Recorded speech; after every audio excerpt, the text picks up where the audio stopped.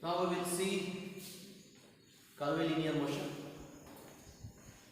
which is part of the dynamics. Already we have learned what are the variables in rectilinear motion. First of all, what is the basic difference between curvilinear motion and rectilinear motion? Whenever a particle is moving along a straight line, it is considered as a rectilinear motion.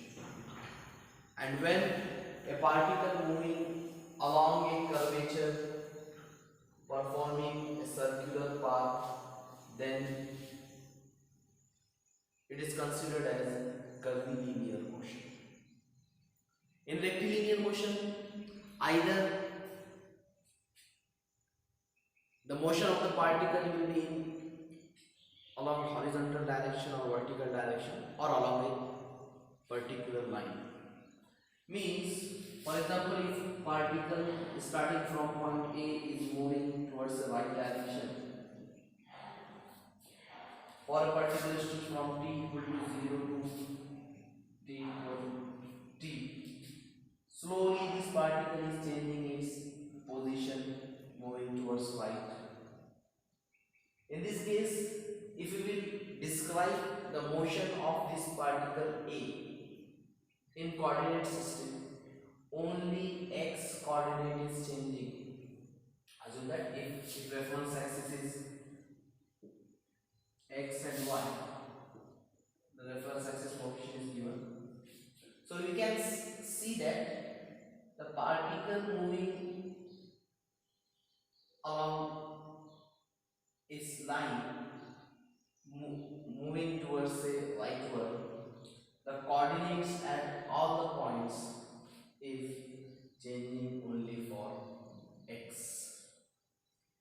If here the value of the coordinate is 2, here 4, 2, 4, 6, 8, then at each point the y coordinate of the particle, the position is constant and there is change only in x coordinate. Similarly, if another particle B either moving in upward direction, we can say that here when particle is moving in upward direction along a line, only y coordinate is changing for the position, x coordinate remains constant. From this example, we can conclude that in rectilinear motion, if some reference axis is fixed, the displacement is only in a single direction, or the position of the particle is changing only in a single direction.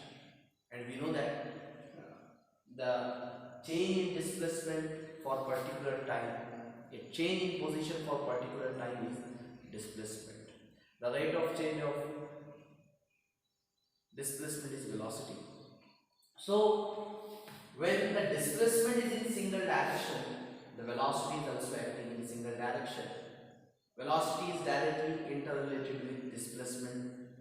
Displacement is in x direction, that's why velocity is in x direction.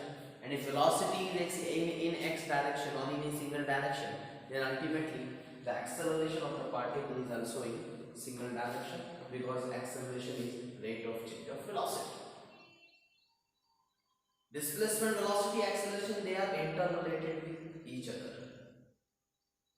One quantity is in single direction, then ultimately other quantities are also in same direction. They will not change the direction of the direction and along a line on which particle is moving. In both the cases, if displacement is in y direction, already we have seen the motion under gravity. In that we are considering only the vertical direction, movement along the vertical direction. So acceleration becomes acceleration due to gravity. But this displacement is always in vertical direction. Whether it is velocity, it is also in the direction in vertical direction. And acceleration is ultimately in the case of the motion under gravity, the acceleration becomes acceleration due to gravity, which is always acting in vertical direction. So in general, in rectilinear motion, the displacement, position, velocity, acceleration are along a same line, and ultimately the other coordinate becomes 0 because there is no change. But in curvilinear motion, what is actually happening? In curvilinear motion, assume that it is the center of the curvature of the path about which the particle is moving from position A, B, C, D. And if we will decide the axis X and Y, then you can see from the motion of this particle that for each time frame, both coordinate X and Y are changing. X and Y are changing. What it means? It means that during the curvilinear motion, X coordinate and Y coordinate both are variable. Both are variable. Means a curvilinear motion is a combination of the motion along two directions. It is a combined effect of horizontal displacement and vertical displacement. It is a combined effect of horizontal displacement and vertical displacement because the position of the particle is changing in both the direction, horizontal and vertical. Horizontal and vertical. So in curvilinear motion, as this curvilinear motion is having variables in two directions, that's why we have to consider the velocity in two directions, acceleration in two directions, and displacement if direction is decided accordingly with reference to axis, we have to calculate the displacement of the object. So to describe the curvilinear motion, there are coordinate systems. So we will see first the first coordinate system, which is called as rectangular coordinate system. First coordinate system, which is called as rectangular coordinate system. Rectangular coordinate system. This system is very simple as it's composed of our general coordinate system X and Y. Means assume that a particle is moving from position A to B, performing a curved path, moving along a curvature. So the position of this particle can be described with the help of the position vector r bar equal to xi plus yj, where I and j are, we know that in vector we already learned in earlier classes. I and j are unit vector in x and y direction respectively, and x and y are the coordinates of that unit vector. So the position of the particle is, we can write the position of the particle is given by xi plus yj, and we know that the rate of change of position is displacement. Position for particular instant of the time is xi plus yj. If I need to find the velocity with the help of this vector, then velocity equal to rate of change of position dr by dt. I will put here the value of r d by dt of xi plus yj. Therefore, velocity v equal to dx by dt I plus dy by dt. What is this dx by dt? dx is horizontal displacement. X is horizontal displacement. This dx by dt is horizontal component of the velocity. Horizontal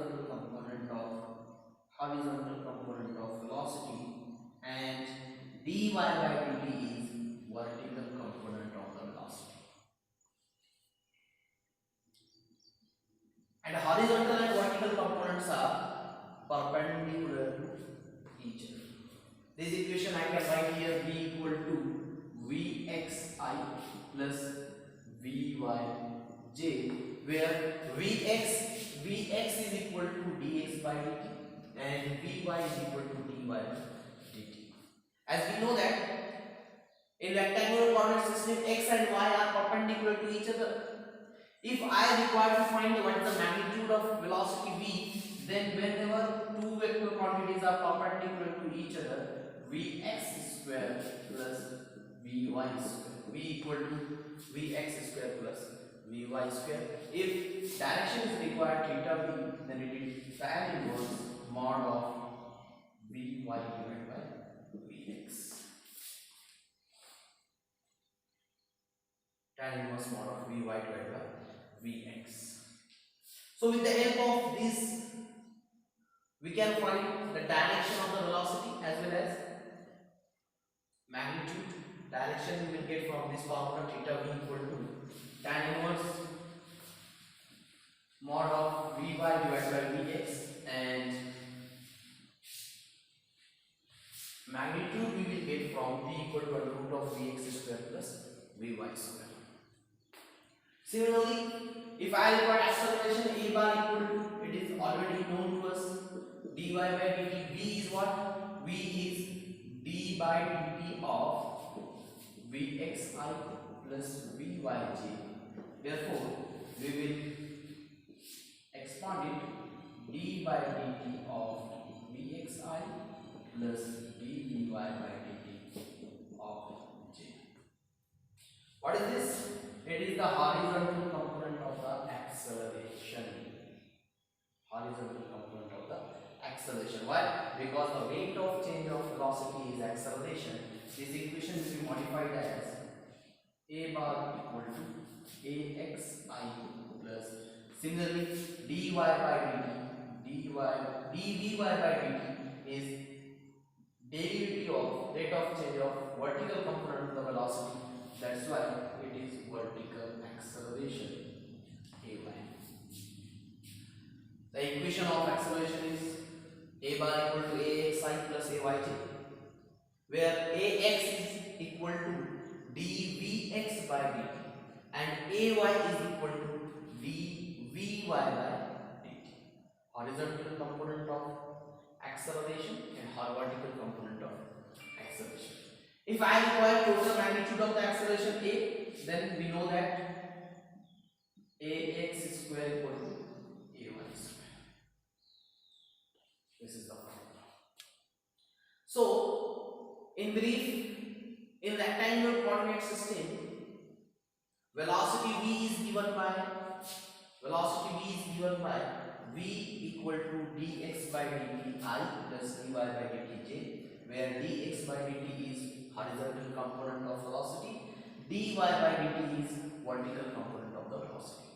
If magnitude is required, v equal to under root of vx square plus vy square. If direction is required, theta v is equal to tan inverse vy by vx, it must be mod. We know that the acceleration is rate of change of velocity, so a equal to dv by dt. But from equation 1, we will write equation 1. From equation 1, v is vxi plus vyj. I will put here d by dt vxi plus vyj. I will differentiate dvx by dt dvy by dt. This is the rate of change of horizontal component of the velocity, which is horizontal component of acceleration ax. This is rate of change of vertical component of velocity, which is equal to vertical component of acceleration. If I require magnitude of acceleration a equal to under root of ax square plus ay square. These are the important formulas. We have to remember v equal to dx by dt I plus dy by dt j, v equal to vxi plus vyj, how to calculate the magnitude. All these formulas are very important. rectangular coordinate system is very famous, very easy.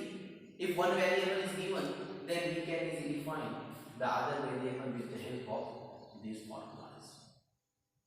Depending upon the conditions given in the problem statement, we have to consider the formula and accordingly we have to apply it. It is very simple. If acceleration is given in horizontal and vertical direction, either in one direction or two direction, and velocity need to find, then for finding the velocity, I will integrate the equation of acceleration. If velocity is given, displacement I require to find, then I will integrate the velocity equation, so I will get displacement. Reverse, you can think, if displacement is given in x and y direction and we need to find the velocity in x and y direction or combining the magnitude of velocity, then I will take derivative of displacement equation. Then after the differentiation, I will get the equation of velocity. From that equation of velocity, if again I will take differentiation, it will give you the equation of acceleration. These are the connectivity. If displacement is given, differentiate it, you will get velocity. Velocity is known, differentiate it, you will get the acceleration. If acceleration is given, we require velocity, integrate it. Velocity is known, we require displacement, again integrate it. So in rectangular coordinate system, it is very easy to understand. Now there is another coordinate system that is called as normal tangential system. Normal tangential system. In normal tangential system, we are describing the position of the particle along normal component and tangential component. And this normal and tangential component system is applied whenever the path of the moving particle along a curved line is known. The path of the path of the moving particle along a curve is known. Means we can describe path is known, then we can describe the position of the particle for particular instant in terms of its normal component and tangential component. It is very easy. Means we will split the vector in normal direction and tangential direction. Normal direction and tangential direction. But you can see that if for particular instant path is known, always the object performing for object moving is in tangential direction, because the direction in which the displacement is taking place, it is in tangential of that velocity for that instant. Means here you can say, here if I will draw the tangent, there is no movement in normal direction towards the center of the curvature. Towards the center of the curvature. Right? We will, at all the points, it is in tangential direction.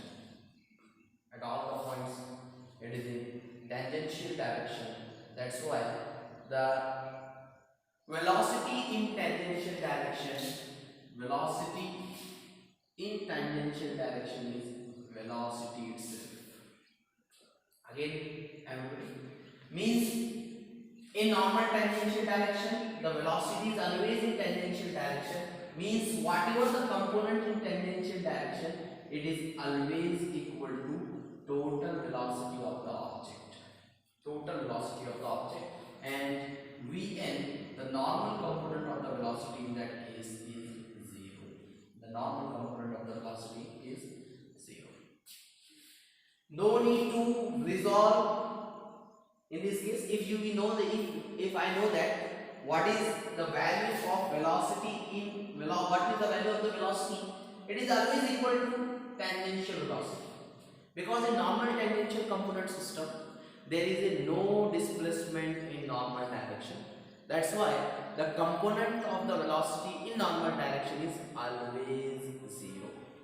Always zero. Vt equal to v and Vn equal to 0. Same, if we will go for the acceleration, we know that the acceleration of the particle is rate of change of velocity. Therefore, if I want to find the tangential acceleration at, then it must be equal to differentiation of tangential velocity dv by dt. dv by dt. But this tangential velocity is velocity itself. Therefore, at is dv by dt. At is dv by dt. It is very important formula for finding tangential acceleration. But student can say that as normal component of the velocity is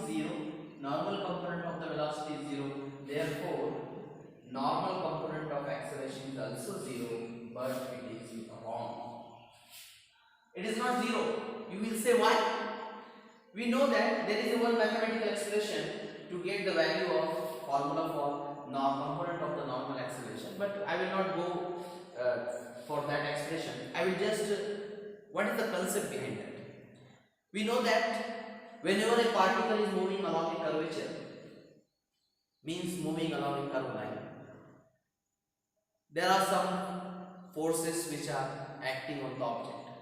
The very important force is centripetal force, and another very important force is centrifugal force. And centrifugal force is given by F centrifugal Fc equal to mv square by r. mv square by r. What is this v square by r? It is the acceleration. Because according to Newton's second law of mathematical expression, F equal to ma, and this a is equal to here v square. A is equal to v square by rho.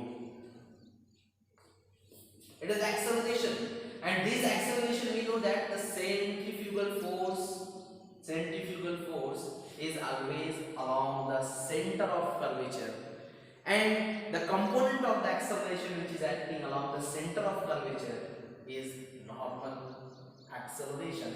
That's why here am equal to 0 is wrong, and we have to consider value of centrifugal acceleration v square by rho. Why rho?